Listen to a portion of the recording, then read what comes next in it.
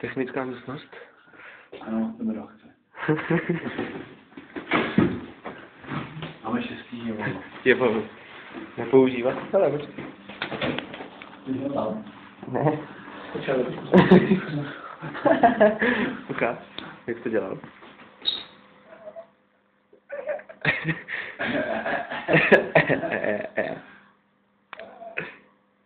Čekaj, já se pak musím ale podívat, co jsi tam udělal do toho.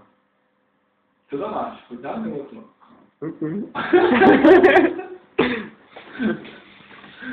Bobík.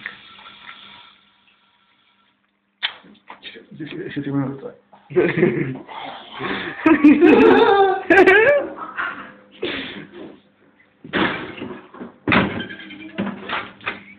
Hehehe